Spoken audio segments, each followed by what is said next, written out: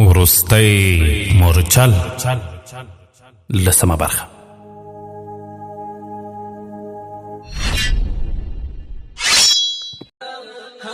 د وروستي مورچل د داستان درنو قدرمن اوریدونکو، په دې هیله چې ټول به جوړ او روغ یاست. الله رب العزت خوشحاله لره. د دې زه محسن احسان مې یو ځل بیا د وروستي مورچل د داستان د خپرونې کوربتوب کوم، په دې هیله چې دا خپرونه تر پایه راسره واورئ. درنو او قدرمن اوریدونکو، په تېره برخه کې مو واورېدل طاهر ټکان وویل موږ به سبا ته ماپښین مهال له دې ځایه روانېږو. دا چې نور څه وسول دا به په نن خپرونه کې واورو انشاء الله تعالی. سوریا لږ ځنډ په سوچ کې شوه. طاهر بیا وویل موږ یوازې لومړی 2-3 پړاو په خطر کې یو، وروسته ښایي له کومې پیرې نه مرسته وغواړو. سوریا وویل زما سره یوازې د اسماعیل غم دی، موږ سره یوازې یو آس و، هغه هم مړ شوی دی. مړ شوی دی؟ تا څه وخت ولید؟ کله چې ته ښکار ته تللی وې زه هلته ورغلی وم، هغه ما ته سهار هم ناروغ ښکاره کېدو. طاهر په ژور سوچ کې ډوب شو. د ځنډ وروسته اسماعیل وویل زما په باب اندېښنه مه کوئ، زه پلي در سره تلی شم. سوریا وویل ته دا امید نه لرې چې د خراسان پوځونه به بیرته دلته راشي؟ طاهر ځواب ورکړ کوم پوځ چې د تیمور ملک مرستې ته ونه رسېدی شو زما ترې هېڅ تمه نشته، خو مصیبت انسان د تقدیر د معجزو په هیله کړي. زه د خراسان شاه له مرستې نه مایوس یم، خو د خدای جل جلاله له مرستې نه یم مایوس. که موږ پلي غرنۍ لاره غوره کړو نو د دشت له لارې نه به خوندي وي. په لاره کې به د کوم ټپې سپاهي د آس موندلو هم له اټکل نه لرې نه وي. له دې نه پرته زما ګمان دی چې تاتاریانو د شمال لویدیځ په لوري مخه کړې، جنوب ته د بلخ لاره به انشاء الله خوندي وي. موږ به سبا ته له خیرې له ماپښین وروسته له دې ځایه روانېږو. کله چې ماښام طاهر لمانځه نه وروسته د دعا لپاره لاسونه اوچت کړل نو پاس یې د کور په انګړ کې د آسونو د پښو تر پهار واورېده. سوریا جګه شوه، د اور سکروټې په ډبرو پټې کړې. طاهر له دعا وروسته ورته وکتل. سوریا په ویلېدلې لهجه ورو وویل ښایي تاتاریان وي، خو له 5-6 آسونو نه زیات نه دي. طاهر وویل کېدای شي شاته لښکر ورپسې وي. اسماعیل په غمجنه لهجه وویل او ښایي موږ بلخ ته ونه رسېږو. طاهر په تسلي ورته وویل نه انشاء الله موږ به خامخا ځو. کله ممکن نن؟ سوریا وپوښتل نن به ځو؟ هوکې. له دې غوښ نه د 2-3 ورځو د خوراک په اندازه بیله کړم، په یوه کڅوړه کې یې واچول. مګر په واورینه لاره د شپې پلي مزل، ته د پلي مزل په باب ولې سوچ کوې؟ آیا خدای جل جلاله آسونه راونه لېږل؟ سوریا وویل د دې آسونو اخیستل لږ ګران دي. طاهر ځواب ورکړ کوم کار چې ضروري وي د هغه په اړه دا سوچ څوک نه کوي چې دا ګران دي که آسان. له ځنډ وروسته له پاسه د ټک ټک غږونه اوچت شول. سوریا وویل لکه چې په منځ کوټه کې د اور بلولو لپاره اورونه ماتوي او آسونه یې په طبیله کې تړلي وي. زه په زینه ورخېږم د دوی له خبرو نه د دوی د صحیح شمېر معلومولو هڅه کوم، مګر پاس ډبره اوس مه خوځوه، ښایي کوم یو په هماغه کوټه کې وي. نه ته غم مه کوه. سوریا دا وویل په زینو وختله، سوري ته نږدې یې غوږ ونیو او د غږونو د شمېر معلومولو په هڅه کې شو. له ځنډ وروسته راکوزه شوه او د طاهر له پوښتنې پرته یې وویل هغوی 6 او یا 7 تنه دي. دوی د تیمور ملک په لټه کې دي، امکان لري تر سهار یې نور ملګري هم راورسېږي. زه د دوی په ژبه نه پوهېږم، خو د تیمور ملک نوم په وار وار اخلي. زما همدا ګمان دی چې هغوی اوس د پاس کوټې ښي لاسه په 3مه کوټه کې دي. د سپاهي لور. د خپرونې درنو او قدرمن اورېدونکو، په دالخونه کې شیبه په شیبه تیاره زیاتېدله. مغولو په خپله ژبه کومه راګ سندره ویله. طاهر د ماخستن لمانځه نه وروسته تر ډېره وخته پر خپل ځای ناست. کله چې د تاریانو راګ ختم شو نو سوریا او اسماعیل ته د تېرېدلو وویل. په ځینو ور وخت او له چت سره یې غوږ ونیو. یو تاتاري خبرې کولې او نور غوږ نیولی و. د دوی ژبې څو لفظونه طاهر هم هغه یوازې دومره وپوهېد چې خبرې کوونکي خپلو ملګرو ته کومه کیسه کوي. طاهر ورو د ډبرې سرپوښ لرې کړ او یو خوا ته یې کښېښود. له سوري نه یې سر وایست. دا یې احساس کړ چې په کوټه کې څوک نشته. چې بهر راووت د ډبرې سرپوښ یې بېرته په سوري کښېښود. په تیاره کې له څو ګامه اخیستلو وروسته د طاهر لاس په دروازه ولګېد. هغه ورو دروازه ټېله کړه، خو کرچهار یې دی پریشانه کړ. زر یې پرېښوده او له دیوال سره نیغ ودرېد. د دروازې د بیرته پورې کېدو په وخت کې نور هم غږ اوچت شو. کیسې اورونکي تاتاري ناڅاپه چوپ شو. له یوې شېبې وروسته یو خپل ملګري ته یې څه وویل او هغه په خوبوړي حالت کې وګرځېد. څه یې وویل؟ دواړه چې د طاهر په ګمان یوه کیسه کوونکي او بل یې اورېدونکي له یو بل سره په بحث شول. بیا د یوه منځ کوټې ته راغی او له ځان سره کنځلې کولې. طاهر وپوهېد له دې 2 تنو پرته نور کسان ویده دي. مغول سرتیري د منځ له کوټې نه تیر شو او د طاهر د کوټې ور یې ورخلاص کړ. د کوټې دواړه ورونه یو بل ته مخامخ وو، ځکه خو د 3مې کوټې د اور تیته رڼا د طاهر کوټې ته هم رارسېدله. هغه له دیوال سره جوخت چوپ درېدلی و. تاتاري په بې پروایي د هغه کوټې ته ورننوت او بلې خوا یې له سرسري نظر وروسته سترګې وموښلې. خپل ملګري ته یې کنځلې وکړې او بېرته ستنېدو په تکل شو چې د طاهر د اوسپنیز لاس پر میژ پرېوت. د لنډې تاتاري له خولې قدرې هم ونه وتله. د سترګو په رپ کې طاهر هغه ووژه او ورو یې سملاوه. له 3مې کوټې نه د کیسې کوونکي غږ اورېدل کېده او هغه به ښایي د خپلې کیسې وروستۍ برخه له اورولو ته ناکرار و. طاهر زر توره له تیږې راویستله او له دیوال سره ودرېد. په زوره زوره ساه وکښله. د کیسې اورونکي ګمان وکړ چې لکه چې ملګری په بله کوټه کې ویده شو. په خندا راوچت. یو بل شوی لرګی یې ورسره راواخیست، همهغه کوټې ته یې ځان ورساوه. تر څو یې سم وضعیت معلومه د طاهر تورې په سینه ښخ شوه او په غولي پرېوت. له دې سره له خولې یې کړېږه ووت. په درېیمه کوټه کې د دوی ملګري د هغه په چغه راویښ شول او یو بل په هولو هڅه یې کوله. طاهر د سترګو په رپ کې ځان درېیمې کوټې ته ورساوه. کوټه د اور په سبب پوره رڼا وه. دا تاریان پاڅېدل او تورې راخیستلې، خو د طاهر توره پرې د تندر په څېر راپرېوته. له هغوی نه 2 نور هم د سترګو په رپ کې ورپېدل. په دې ځنډ کې پاتې نور 3 تنه راسمبال شول. د طاهر توره څو ځله د هغوی 3 وارو له تورو سره ټکر شول. تاتاریانو چې ولیدل حریف یې خطرناک دی، هڅه یې وکړه چې سر تیت او له 3 خواو حمله پرې وکړي. خو طاهر د یوه کونج نه دوی ته دا فرصت ورنه کړ چې هلته ده ترې توپ کړ او تیت شي. څو شېبې وروسته له هغوی نه یو بل هم ټپي شو او په ځمکه رپېده. د طاهر مټې هم لږ زخمي شو، خو په مخامخ کونج کې په مخ کې یوازې 2 تن حریفان لیدل. نو د احساساتي حملو پر ځای په ډاډه زړه او ارامي مقابلې ته دوام ورکړ. ناڅاپه طاهر شاته یوه کریژه واورېده. د ځای بدل کړ او شاته یې وکتل. شاته یې سوریا ولاړ وه چې په وینو سره توره یې په لاس کې وه او مخې ته یو بل تاتاري چې طاهر لا تر اوسه نو لیدلی په ځمکه ټپي لغتې وهلې. په دې ځنډ کې د طاهر دواړه حریفان 2 لوري ونیول. سوریا د طاهر د څه اشارې د لیدو پرته د یوې مخې ته ودرېده. خو طاهر چیغې کړې، سوریا ته زما له شا نه لرې شه. طاهر د لومړي ځل لپاره د هغې نوم واخیست او دې ته د تاسو پر ځای ته وویل چې دا د سوریا لپاره ډېر ستر انعام و. هغې وویل ته زما فکر مه کوه، ما هم د یوې عربې مور شیدې رودلې دي، مګر اسماعیل یوازې، هغه هم زما ورور دی. اوس طاهر او سوریا اوژه په اوژه ولاړ او د دواړو مغولي سرتیري بیا په یو کونج ته ایسار شول. ناڅاپه طاهر ګام واخیست او د سترګو په رپ کې د سوریا د حریف تاتاري مټ د ده په توره غوش شو. په 2مه شېبه کې د سوریا توره د هغه تر ټټر بوټه ختلې وه. اوس د طاهر مخې ته یوازې یو تاتاري او سوریا په پوره ډاډ د لوېدلي دښمن په چپنه خپله توره پاکوله. تاتاري اوس د مرګ او ژوندانه نه بې پروا او د وحشي ځناور په څېر یې حملې کولې. ناڅاپه د طاهر په شونډو مسکا خوره شوه، د یو مجاهد مسکا چې د دښمن په غوږونو کې د مرګ هیبتناکه کړس د خندا شي کړنګېږي. د هغه توره د تاتاري په سر وځلېده او بیا تر سینې پورې ورسېده. د سوریا په شونډو هم مسکا لوېدله، هغه مسکا چې په لومړیو پیړیو کې به د اسلام د لوڼو لخوا غازیانو ته تر ټولو لوی انعام. طاهر څو شېبې له خپل چاپېریال نه پردی شو. د هغه زمانې په ښکلو خیالونو کې ډوب شو چې یو ساده عربي نجلۍ په د اسلام د سرښندویانو ډله لیدله چې د دوی له کلي نه به تېرېدله. دوی به دا سندره ویله: د قوم غیرتي زامنو، ستاسو د اسونو د پښو ګرد موږ ته له کهکشان نه ګران دي، ستاسو په ګردونو کې پټ مخونه موږ ته له سپوږمۍ نه ښکلي ښکاري. د طاهر له ستوني چې سوریا په وینو سور ولید وویل: ته ټپي شوی یې، راشه زه دې ټپ وتړم. دا معمولي ټپ دی، دا یې وویل او بیا له ستوني پورته کړ او مټ یې سوریا ته وښکاره کړ. سوریا په دسمال د هغه مټ وتړه، وویل: ما 6-7 تنه اټکل کړي وو، دغه اتم لکه چې په طبیله کې وو له شانه یې غوښتل پر تا حمله وکړي. زه ستا مننه کوم، که ته نه وای نو ما ته به یې ګزار له شانه خطرناک وای، خامخا خطرناک. د خدای جل جلاله په خاطر داسې مه وایه، زه یوازې خپل وکالت کوم. زه هلته نه شوی تمېدلی نو دروازې ته راغلم، ومې لیدل چې هغه غلی له شاره روان دی او پر تا حمله کول غواړي. زما له خولې چغ وته، زه ډېره پریشانه یم. سوریا، تر هغو چې په اسلامي نړۍ کې ستا په څېر نجونې زیږي، پر نړۍ کې مسلمانان هیڅ قوت نشي لاندې کولی. څو شېبې د مخه زه ډېر مایوس وم، خو اوس مې زړه ګواهي راکوي چې هغه قوم چې ستا غوندې نجلۍ زیږولی شي باید په ژبه یې د مایوسۍ الفاظ نه وي. هغوی که د ځمکې تل ته هم لاړ شي نو هم په ستورو کمندونه اچولی شي. انقلاب هغوی لاندې کولی شي خو ښخولی یې نه شي.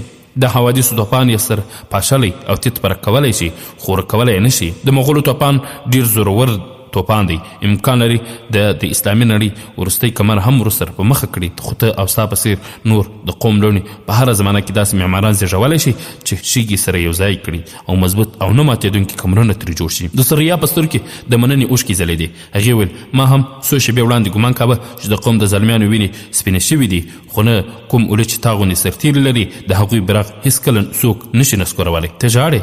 سوریا په خندا شو. په اوښکو لنده مسکا، په شبنم د لمبېدلي ګل په مسکا چې د حورو بې شمېره کړسنده خنداګانې پکې غلې وې. هغې ویل: نه پوهېږم، نن مې ولې غم هېر دی. ښایي د دې لپاره چې نن مې د قوم د غلیمانو نه یو تن وژلی دی، نه د دې لپاره چې تا د خپل قوم د یوه سرتیري ژوند ژغورلی. خو اوس راځه، اسماعیل به اندېښمن وي، اسونه به هم زموږ انتظار کوي. طاهر یو بل شوی لرګی ورسره واخیست او د تلخونې په لور د سوریا سره روان شو. کله چې هغوی د سرونو ډبره لرې کړه د اسماعیل غږ اوچت سو: ودرېږه، څوک یې؟ زما نقشه نه خطا کېږي.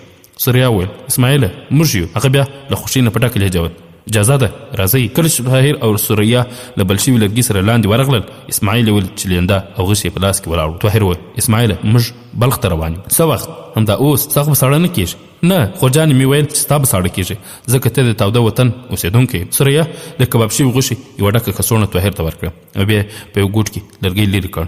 د سرمن یو وړوکی بکس یې راواخیست او وویل زه د قوم امانت تا ته سپارم. زما خدای بخښلي پلار چې خطر احساس کړ د بیت المال زیاته برخه یې سمرقند ته واستوله. دغه پاتې 2000 اشرفي د جګړې میدان ته له تلو مخکې ما ته راکړې. له اشرفینو پرته په دې بکس کې څو غمي دي د خپل مالو، خو زه دا د قوم د شهیدانو د زامنو مال ګڼم. پلارجان به مې د خپلې تنخوا زیاته برخه زما نیکه ته ورکوله چې په سوداګري کې په کار واچوي. هغه اوس په بلخ کې زموږ لپاره ډېره ځمکه او جایداد اخیستې دي. طاهر دواړې کسونه ورسره واخیستلې. سوریا په بل شوي لرګي یوه شمه بله کړه. 3 واړه بیرته د زینو په لاره پاسني کوټې ته وختل. د کور له کوټو نه ووتل او طبیلې ته ورغلل. په طبیله کې د تاتاریانو 8 اسونه تړلي وو. طاهر، سوریا او اسماعیل په 3 اسونو سپاره شول. پاتې اسونه له کور راویستل او تیت پرک یې وشړل. دوی چې له کوټې نه ووتل سوریا آس ودراوه او وویل لږ ودرېږه، زه له دې ځایه د وتلو نه دمخه یوه دعا کوم. طاهر او اسماعیل سوریا ته وکتل او اسونه یې ودرول. سوریا د اسمان ځلېدونکو ستورو ته وکتل او په ډېره دردمنه لهجه دعا وکړه: ای د عالم پالونکې، زه ستا محبوب صلی الله علیه وسلم د امت د زرګونه بې کسه نجونو څخه یوه یم. ته د دوی ټولو ساتنې په خاطر د قوم زامنو ته د خپلو پلرونو میړانه او همت ورکړی چې هغوی یو ځل بیا پر دې محلونو د اسلام بیرغونه ورپوي. دغه کورونو ته یو ځل بیا غازیان ورکړی چې د اسونو د پښو تر پهار واوري. د دې ښار په دورانو جماعتونو کې یو ځل بیا د الله اکبر نارې او اذانګې اوچتې کړې. پالونکې، ته د خپل دین شان اوچت کړې. امین. طاهر او اسماعیل هم امین ورسره خبر کړل او بیا 3 واړه اسونه پرېښودل چې مزل وکړي. له ځنډ وروسته دوی د ښار نه بهر د بلخ په لوري په هسکو ټیټو لارو روان وو. اسمان شین و او یخني له زغم نه وتلې وه. خو اسماعیل په وار دا ویل چې ډېر ښه موسم دی او زه په پوستین کې په تنګ شوی یم. خبرونه درنو قدرمنو اوریدونکو، 3مه ورځ غرمه مهال طاهر د مسلمانانو د پیرې یو وړوکی ډلګۍ ولیدل. کله چې ورسېدل په پړاو کې د طاهر د پوښتنې په جواب کې یوه سپاهي وویل د ختیځ سرحد له پرېښودو نه وروسته اوس دلته 4,000 تنه پوځیان راټول شوي دي او په 2 ورځو کې به دوی هم د سمرقند په لوري وخوځېږي. طاهر د پوځ له لوی افسر سره د لیدو هیله وکړه، خو سپاهي ورته ویل چې دلته د هرو 500 تنو پر سر یو تن مشر و، خو پرون یو څوک راغی ټول اوس د هغه تر هیبت لاندې دي او د حکم منلو ته غاړه ایښې ده. طاهر وپوښتل هغه څوک دی؟ سپاهي ځواب ورکړ تیمور ملک. تیمور ملک هغه چیرته دی؟ ته هغه پیژنې؟ تیمور ملک څوک نه پیژني. سپاهي د طاهر د آس جال ونیو، وویل راځه زه تاسو هغوی ته ورولم. سوریا او اسماعیل په هغوی پسې روان شول. طاهر د یوې خیمې مخې ته ودرېد. 3 واړه له اسونو پلي شول. سپاهي خیمې ته ننوت او خبر یې ورکړ.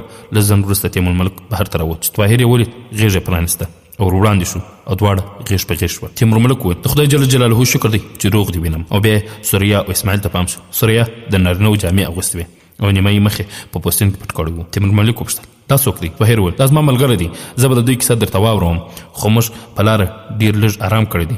دا د ښځو خیمې ته واستو. تیمور ملک په حیرانۍ وپوښتل د ښځو خیمې؟ طاهر ومسکل وویل دا نجلۍ ده. تیمور ملک وویل ښاغلي تورسري، زه ستاسو په جامو تېروتی وم، ته پریشانه نه شې. کله چې د قوم د میړونو غیرت او میړانه ولاړه شي د قوم لوڼې باید همدغسې جامې وغوندي. سوریا سترګې کښته کړې، ځواب یې ورکړ زه د قوم د بچیانو له میړانې نه مایوسه نه یم. تا یوازې طاهر لیدلی دی، خو په قوم کې د داسې نامردو کمي نشته چې د تاتاریانو د نامه په اورېدو یې لاس او پښې شل شي. اوس د دې خبرو وخت نه دی، تاسو استراحت ته اړتیا لرئ او ستاسو لپاره د ښځو خیمه مناسبه نه ده. ته به هر یوې ته د تسلي په خاطر باید خپله ټوله کیسه د سر واورې، ځکه خو زه خپله خیمه درته پرېږدم، زه او طاهر به په بله خیمه شپه تېره کړو. دا یې وویل او بیا تیمور ملک یو سپاهي ته مخ واړوه او ورته وویل دا د ننه بوځه او د خوراک شاک بندوبست یې وکړم. سوریا او اسماعیل د تیمور ملک پراخ خیمې ته ورننوتل او تیمور ملک له طاهر سره د یو افسر خیمې ته لاړ. سهار وختي سوریا د درانه خوب په حال د اذان زړه وړونکي تکبیرونه واورېدل. لږ ځنډ وروسته دغه اذان هم د شپې د ځینو ښو او ځینو وهمناکو خوبونو یوه برخه بلله. مؤذن چې اذان پای ته ورسوه دې سر راپورته کړ، په تیت رڼا کې یو او بله خوا وکتل او بیا په ویره غږونه وکړل اسماعیله اسماعیله. اسماعیل د دې تر څنګ ویده و، په اړه خوا اوښت. سوریا وخوځاوه او راویښ یې کړ. هغه راپورته شو، سترګې یې ومښلې. وویل زه تیار یم. چېرته د تلو لپاره تیار یې؟ بلخ ته. نور چېرته؟ بلخ ته. اوف، ما ټوله شپه بیا ډېر عجیب او حیرانونکي خوبونه لیدل. داسې ګمان مې کاوه چې تر اوسه په همهغه لاندې خونه کې یم چې هغه چېرته دی. څوک؟ طاهر. هغه له خپل ملګري سره په بله خیمه کې دی. تا چې د مخصل لمونځ وکړ ویده شوې، هغه راغلی و، له بهر نه یې پوښتنه وکړه څه شته خو به ضرورت نه وي. ما ځواب ورکړ چې نه، هغه ستا بابا پوښتنه وکړه. ما ورته وویل چې ویده ده او دی بیرته ستون شو. زما بابا بیا څه ویل؟ هغه ویل چې خور ته به دې څه تکلیف نه وي. بیا ما ځواب ورکړ. ما ورته ویل چې هغه خو په درانه خوب پرته ده او خریږي، ډېر نالایق یې. زه کله خریږم؟ رښتیا ووایه، ته هغه ته همداسې ویل؟ اسماعیل په خندا ځواب ورکړ نه، ما یوازې دومره ویل چې هغه ویده ده. نور هغه څه ویل؟ هغه ویل ته هم ویده شه، سهار به د لمانځه نه وروسته موږ د بلخ په لور روانېږو. هو رښتیا خوري. د هغه له تلو وروسته خیمې ته څو نجونې او ښځې راغلې او چې ته یې ویده ولیدلې بېرته لاړې. تا به زه راویښه کړی وم، ما غوښتل راویښه دې کړم، خو هغوی زه منع کړم. هغوی له ما نه پوښتنه کوله چې ایا رښتیا ستا خور یو تتاري وژلی دی؟ ما ورته وویل هوکې دا رښتیا ده. نو هغوی ټولې حیرانې شوې. هغوی ویل چې سهار به ستا له خور سره ګورو. سریا وویل ته ولاړ شه، له نارینهو سره لمونځ وکړه، زه هم لمونځ ادا کوم. لږ ځنډ وروسته سریا له لمانځه نه وروسته لاس اوچت کړ او دعا یې وکړه. وروسته یې شاته وکتل، څو تنه ښځې یې تر شا ولاړې وې. سریا راجګه شوه. یوې نجلۍ ورته وویل موږ د شپې مهال راغلي وو، ته ویده وې، ویښول مو دې مناسب ونه بلل. موږ ستا کیسه اورېدلې ده او ټولې پر تا ویاړ کوو. سوریا ځواب ورکړ ستاسو له ستاینې نه مننه، مګر دا کومه لویه کارنامه نه ده. یوې ښځې وویل د دوی ټول له تتاریانو نه زیاتې ویرېږي، ته لږ نصیحت ورته وکړه. سوریا وویل زه په نصیحت نه پوهېږم، زه هم ستاسو په شان یوه ښځه یم. په هر صورت زه ستاسو هیله نه ردوم. راځئ کښېنئ. نجونې کښېناستې. یوې نجلۍ ویل لږ ودرېږئ، زه نور ښځې هم راغواړم. دا یې وویل او له خیمې نه ووتله. لږ ځان وروسته پراخې خیمه د ښځو او نجونو نه ډکه شوه. سوریا شرمېدله او په دوزړتوب یې خپله وینا پیل کړه. زما مصیبت ځپلو خویندو، په تېرو پیړیو کې د اسلام په لوڼو داسې سختي هېڅ کله هم نه وی راغلې. په خراسان کې زموږ د دبدبې بیرغ رانسکورېږي او د تاتاریانو د وحشت او تیرې توند او زورور سیلاب یې پر خراسان برسېره د اسلامي نړۍ هر هېواد ته ګواښ پیدا کړی دی. په دې نازکه موقع کې تاسو ځکه مایوس یاست چې د اسلام د زامنو هغه لومړۍ مېړانې او زړورتیاوې پاته نه دي. په دوی کې د لومړیو پیړیو د غازیانو په څېر د شهادت مینه نشته. خو زه پوښتنه کوم چې نن هغه ښځې چېرته دي چې خپل خاوند او یا ورور به د جګړې ډګر نه په شا ولید، نو د خیمې لرګی به یې ورپسې راواخیست او ویل به چې که دې تېښته وکړه د سر خیر دې نشته. زما خویندو، د رالوېدونکي قوم وروستۍ تکیه د هغوی لڼې وي. تاسو د قوم وروستۍ تکیه یاست. تر څو ستاسې سینې د ایمان په نور روښانه دي، ستاسو زامن، ستاسو مېړونه او ستاسو ورونه د نړۍ هیڅ واک نشي ماتولی. تر څو پورې د قوم د میندو سپېڅلې شیدې د قوم د لوڼو په رګونو کې د وینو په بڼه چلیږي، د دوی په زړونو کې به د شهادت هیله ژوندی وي. او تر څو چې د اسلام د زامنو په زړونو کې د شهادت هیله وي، دوی به د هر لوی دښمن په وړاندې د مرګ پیغام ثابت شي. که قوم مړ شوی وي، نو ستا سره د هغه د بیرته راژوندي کولو د ژوند اوبه ابي حیات شته. قوم که ویده دی، تاسو یې وخوځوئ او راویښه کړئ. تاسو د مېړونو د پښو زنځیر مه کېږئ. خپلو مېړونو ته ووایئ چې د جګړې له ډګر نه سرلوړي راستانه شي. موږ به د کور په څلورو دیوالونو کې ستاسو د عزت او ابرو ساتنه کوو. خپلو ورونو ته ووایئ چې میدان ته ووځئ، د دښمن غشي دي په ټټر وخوري او تاسو به په هغوی فخر او ویاړ کوئ. خپلو زامنو ته ووایئ چې که تاسو بې زړه شوي او وینه مو د شا له خوا په ټپ توی شوه، نو د قیامت په ورځ به موږ د حضرت رسول الله صلی الله علیه وسلم د رحمت لمن ونیسو او ورته وایو به چې یا رسول الله زموږ د زامنو شفاعت مه کوه، هغوی زموږ د شیدو وقار نه دی ساتلی. د سریا غږ له خیمې نه بهر تر لیرې اورېدل کېده. پر طاهر او تیمور ملک سربیره نور سپاهیان او افسران یو د بل په اشاره د خیمې نه بهر راټول شول. ځینې حق پک ولاړو او ځینو د احساساتو له زوره ژړل. سریا چې چوپه شوه، تیمور ملک له بهر نه په لوړ اواز وویل درنې خوري، ستا ډېر وروڼه بهر ولاړ دي. په دوی کې ځینې داسې دي چې د تتاریانو د نامه په اورېدلو یې پښې لړزه شي. ته دوی ته هم حوصله ورکړه. سریا په رېږدېدلي غږ ځواب ورکړ څوک چې له تتاریانو نه ویرېږي، زه هغه خپل ورور نشم بللی. هغوی ته ووایه چې هیڅ یوه نجلۍ چې د یوې مسلمانې مور شیدې رودلې وي دې ته تیاره نه شي چې داسې بې همته ته ورور ووایي. که دوی په خپله ذمواري کې سستي وکړه، نو موږ به خپل ټیکري ور واغوندو او د دوی زنګ وهلې تورې به اوچتې کړو، د تتاریانو په مخ کې به سینې سپر کړو. زموږ مینه او اطاعت د مېړونو لپاره ده، د بې همتو لپاره نه. که دوی زموږ د ابرو ساتنه نشي کولی، نو د قیامت په ورځ دې د خدای جل جلاله د غیرتي بندګانو په قطار کې د درېدو تمه نه کوي. د اسلام لوڼې که نن چاته ورور وایي، نو هغه به د محمد بن قاسم رحمه الله په څېر غازي وي چې د قوم د یوې لور په فریاد یې په 19 کلنۍ کې یو هېواد فتح کړ. په هغه ورځ به هره مسلمانه مېرمن خپل بې همته مېړه هیر کړي، د خپلې هغې خور په مېړه به فخر کوي چې چپنه یې د شهادت په وینو رنګ وي. په هغه ورځ به مسلمانې میندې وایي چې زموږ زامن هغه بې همته او بې زړه نه دي چې د غلیم د تورې وار یې پر خپل ټټر وانخیست. زموږ زامن هغه غازیان دي چې مېړان یې مسلمانې ښځې د ټولې نړۍ په ښځو کې سرلوړي کړي. که دوی غواړي چې موږ یې په ویاړ خپل ورونه وبلو، نو دوی ته ښایي چې پر خپلو چپونو د شهادت د وینو خاپونه راوړي. موږ ته د خپل بدنونه راوښیي چې په تورو او نیزو ټپې وي. سوریا چې خبرې پای ته ورسولې، ښځې ورغلې او هره یوه بېله بېله ورته غاړه وتله. له خیمې نه بهر تیمور ملک طاهر ته وویل تر څو زموږ په ولس کې داسې لوڼه وي، موږ به د اسلام له دښمنانو سره تر پیړیو جګړې وروسته هم ماته ونه منو. طاهره ته ډېر نیکمرغه، زه دعا کوم چې ستاسو د ژوند لار بلخ ته په رسېدو بیلې نه شي. د خپلو اوچتو ارادو د بشپړېدو لپاره چې تا ته د ژوند د کوم ملګري اړتیا درته پیدا شوه، دا تل د ځان ملګری کړه. طاهر چوپ ولاړ. د هغه په غوږونو کې لا د سوریا د غږ انګازې وې. دی په تصور له سوریا سره په یو لوړ برج ناست و او لاندې لکونو تنو ته د جهاد درس ورکاوه. د خیال په یوه بل ټوپ دی د یوې غونډۍ لمنې ته رسېدلی و. هلته چې طبي ګلان غوړېدلي وو، خوږې وږمې چلېدې او د غرنیو خوړونو اوبو نه ختمېدونکې خوشې سندرې ویلې. سوریا دلته هم ورسره وه او هغه د خوړ په غاړه په ګلبوټو ډډه وهلې وه او زړه وړونکې سندرې اورېدله. د سترګو په رپ کې بیا دی د جګړې په میدان کې و او سوریا پر زخمونو پټۍ ورښودلې. له ډېرو ورځو وروسته یوه بله نجلۍ په خیال کې وګرځېده. هغه صفیه وه، ځکه چې د صفیې او سوریا یو څو ځانګړي صفتونه سره شریک وو او یا د دې لپاره چې له سوریا نه وړاندې د ده په ذهن کې د صفیې تیت غوندې تصویر و. د صفیې په اړه ده له دې زیات څه تصور نه و کړی چې هغه له ده سره ډېره زیاته خواخوږي او همدردي ده. یوه داسې خواخوږي چې د څه بخښنې اړتیا نه لري. ده په زړه کې د څه ځانګړي احساس پرته د صفیې په اړه سوچ کولی شو، خو د سوریا په اړه د احساسات بالکل بدل و. هغه د خپل بې پایه تسخیرونکي ځواک سره د ده پر زړه او دماغ غلبه کړې وه. خو بیا هم دوی ډاډه وو چې په بلخ کې به یې لارې سره جلا شي او د ده په زړه کې به یوازې ښکلي یادونه پاتې شي او دغه یادونه به یې هم ښایي تر ډېره پریشانه نه کړي. تیمورملک تر لس ځنډه هغه ته په زر زر وکتل. بالاخره ویل ته ولې اندېښمن یې؟ که غواړې زه به دې په دې معامله کې ملګرتیا او لارښوونه وکړم. نه طاهر ټکان وویل اوس نه، تر اوسه زما د ژوند د دې خبرو مهار. د خبرونې درنو او قدرمنو اورېدونکو، د سهار لمانځه نه وروسته سوریا او اسماعیل د سفر تیاری ونیو. تیمورملک دوی ته د ستومانه اسونو پر ځای 3 تازه نفس اسونه ورکړل. طاهر د بیت المال اشرفي تیمورملک ته وسپارلې. تیمور د لارې پیرهدارانو ته دا لیک ولیکه چې دوی په لار کې څومره امکان لري دومره اسانتیاوې برابرې کړي. پر دې سربیره پر 3 پړاوونو مزله پورې د خطر احساس کوه. له دوی سره د سپرو ساتونکي یوه ډله واستوله. د رخصتېدو په وخت کې طاهر ته تیمورملک لاس ورکړ. وویل زما دا لیک به نه یوازې تر بغداد ستا د رسېدو په لاره کې په کار درځي، بلکې د وضع نه مجبور شي چې بیرته دلته راشي، نو دا به دې د بیرته رسېدو په وخت کې هم په درد وخوري. دا ښه در سره وساته. بیا سوریا ته مخ واړه. وویل زما خورې، تا ته به په لاره کې انشاءالله هېڅ تکلیف نه وي. ستا د لارې ملګری یو داسې زلمی دی چې یو ځل یې زما ژوند ژغورلی دی. زه هغه پیژنم. سوریا دا وویل او طاهر ته وکتل.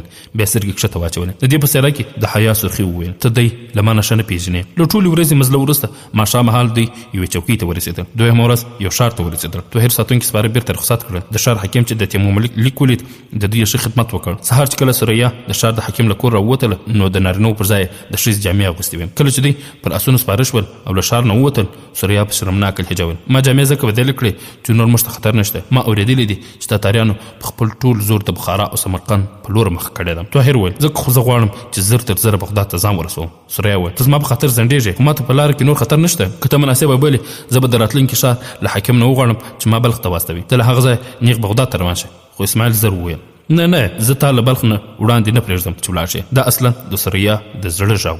طاهر ویل ښه ورورکی، زه تر غزني پورې ستا سره تلو ته تیار یم. اسماعیل ویل خدای دې ما له بلخه وړاندې په تلو نه مجبوروي. پر آس د زیات سپرېدو په سبب مې پښې شلې شوي دي، مګر په بلخ کې به ته څو شپې زموږ میلمه وي. طاهر ځواب ورکړ داسې نشي کېدی.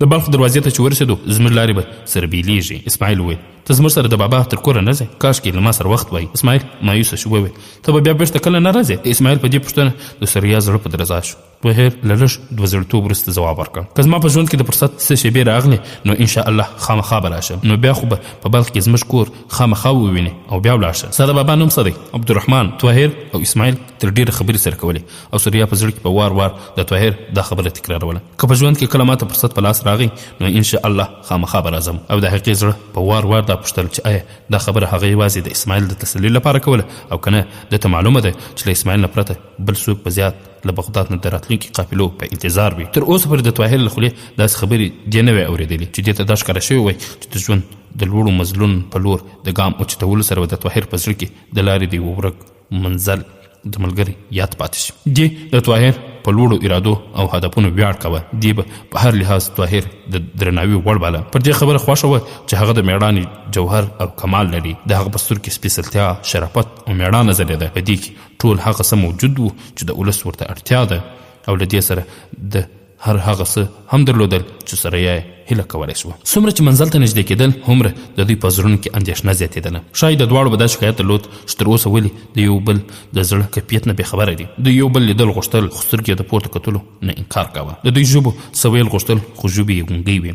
بالاخره یوه ورځ د دوی هغه څلور لارې ودرېدل چې د بلخ او بغداد د لارې بېلې شوي وې. د اسماعیل آس څو ګامه وړاندې و. هغه شاته راوکتل او وویل تاسو ولې ودرېداست؟ راځئ که نه؟ طاهر وویل ودرېږئ اسماعیله، زه نور په آس نشم سپرېدی. دا یې وویل او له آس نه پورې شو آس یې تر جرب ونیو او یوه تیږه کښېناست. سوریا طاهر ته وکتل، وویل د ده زړه داسې دی چې ته تر کوره راسره ولاړ شې. طاهر وویل ته زما لخوا دی وپوهوه، زه به له دې ځایه تر د خپرونې درنو او قدرمنو اورېدونکو، د سهار لمانځه نه وروسته سوریا او اسماعیل د سفر تیاری ونیو. تیمور ملک دوی ته د ستومانه اسونو پر ځای 3 تازه نفس اسونه ورکړل. طاهر د بیت المال اشرفي تیمور ملک ته وسپارلې. تیمور د لارې پیرهدارانو ته دا لیک ولیکه چې دوی په لار کې څومره امکان لري دومره اسانتیاوې برابرې کړي. پر دې سربیره پر 3 پړاوونو مزله پورې د خطر احساس کوه، له دوی سره د سپرو ساتونکي یوه ډله واستوله. د رخصتېدو په وخت کې طاهر ته تیمور ملک لاس ورکړ، وویل زما دا لیک به نه یوازې تر بغداد ستا د رسېدو په لاره کې په کار درځي، بلکې د وضع نه مجبور شي چې بیرته دلته راشي، نو دا به دې د بیرته رسېدو په وخت کې هم په درد وخوري. دا ښه در سره وساته. بیا سوریا ته مخ واړه، وویل زما خورې تا ته به په لاره کې انشاءالله هېڅ تکلیف نه وي. ستا د لارې ملګری یو داسې زلمی دی چې یو ځل یې زما ژوند ژغورلی دی. زه هغه پیژنم. سوریا دا وویل او طاهر ته وکتل، بیا سترګې کښته واچولې. د دې په څېره کې د حیا سرخي وویل ته دی له ما نه ښه نه پېژنې. له ټولې ورځې مزله وروسته ماښام مهال دوی یوې چوکۍ ته ورسېدل. دویمه ورځ یو ښار ته ورسېدل. طاهر ساتونکي سپاره بیرته رخصت کړل. د ښار حکیم چې د تیمور ملک لیک ولید د دوی ښه خدمت وکړ. سهار چې کله سوریا د ښار د حکیم له کور راووتله، نو د نارینهو پر ځای د ښځې جامې اغوستې وې. کله چې دوی پر اسونو سپاره شول او له ښار نه ووتل، سوریا په شرمناک لهجه ویل ما جامې ځکه بدلې کړې چې نور موږ ته خطر نشته. ما اورېدلی دي چې تاتاریانو په خپل ټول زور د بخارا او سمرقند په لور مخ کړی ده. طاهر ویل ځکه خو زه غواړم چې زر تر زره بغداد ته ځان ورسوم. سوریا ویل ته زما په خطر زنډېږې، خو ما ته په لاره کې نور خطر نشته. که ته مناسبه بولې زه به د راتلونکي ښار له حاکم نه وغواړم چې ما بلخ ته واستوي. ته له هغه ځایه نیغ بغداد ته روان شه. خو اسماعیل زر وویل نه زه تا له بلخ نه وړاندې نه پرېږدم چې ولاړ شې. دا اصلا د سوریا د زړه ژاو. طاهر ویل ښه ورورکیه، زه تر غزني پورې ستا سره تلو ته تیار یم. اسماعیل ویل خدای دې ما له بلخه وړاندې په تلو نه مجبوروي. پر آس د زیات سپرېدو په سبب مې پښې شلې شوي دي، مګر په بلخ کې به ته څو شپې زموږ میلمه وې. طاهر ځواب ورکړ داسې نشي کېدی.